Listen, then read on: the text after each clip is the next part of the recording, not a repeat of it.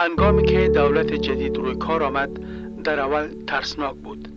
بسیاری از مردم ترسیده و ناامید بودند و افغانستان را ترک کردند. ما تصمیم گرفتیم بمانیم.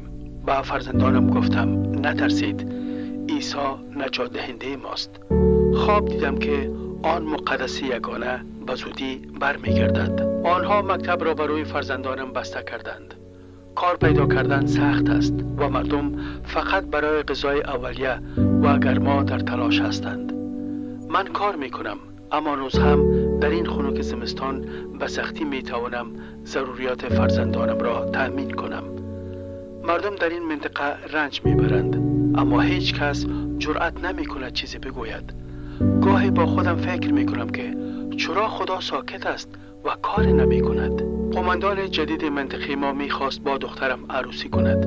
بنابراین ما به زودی دخترم را به یکی دیگر از کسانی که میشناختیم عقد کردیم، با وجودی که او با ما هم عقیده نبود. ما را زیر فشار قرار میدهند که برای نماز به مسجد برویم. نام نمازگزاران در مسجد مانند حاضری نوشته می شود و اگر همیشه به مسجد نرویم راپور می دهند. من نمی خواهم بروم، اما مجبور هستم، باید آنجا باشم. صحبت با یک مسیحی افغان که مرا راهنمایی می کند مفید بود. او به من پیشنهاد کرد بروم، اما از وقت خود برای دعا کردن برای اطرافیانم استفاده کنم تا عیسی مسیح را ببینند. جای کارم را تلاشی کردند. وقتی آمدند تمام اتاقها را تلاشی کنند، من کتاب مقدسم را از تلفنم پاک کردم. سپس دوباره آن را دانلود کردم و آن نسخه دارای کتاب مقدس صوتی است. بنابراین ما می توانیم با عنوان یک خانواده گوش دهیم. من عهد جدید را دوبار خواندم و واقعا قلبم را لمس کرد و تحت تأثیر قرار داد. من دعای خداوند را حفظ کردم و هر روز این را می گویم. من دعا می کنم که خداوند از زندگی من استفاده کند.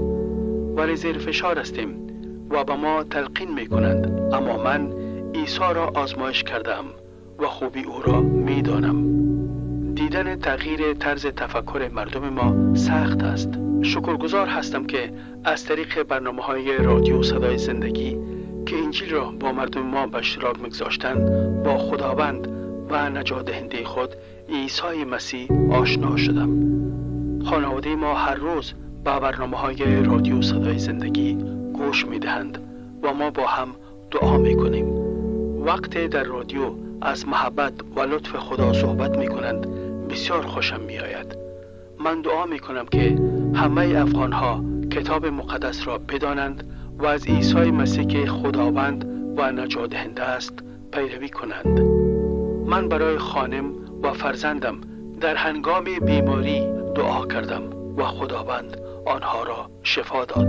دعا کردن حیات بخش است، مانند آبیاری درختان. خواندن کتاب مقدس دیجیتالی یک نعمت بزرگ برایم بوده است.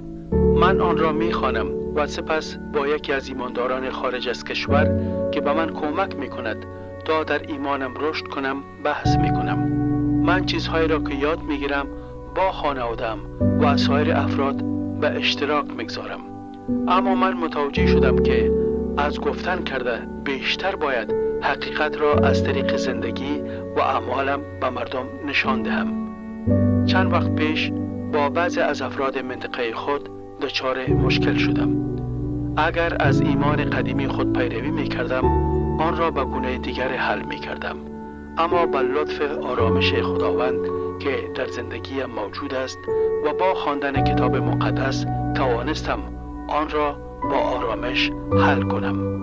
خدا را شکر می کنم به خاطر ایمانداران افغان که به من کمک کردند حقیقت را بیابم و در ایمانم رشد کنم.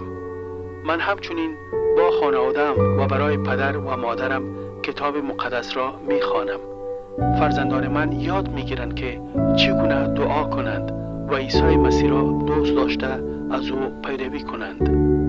من یگان وقت با یک ایمانداری که در یک منطقه دیگر زندگی می‌کند تماس دارم، اما باید واقعا احتیاط کنیم. رادیو برای مانند کلیسای من بوده است. و ارتباط با ایمانداران خارج از کشور به رشد ایمانم کمک کرده است.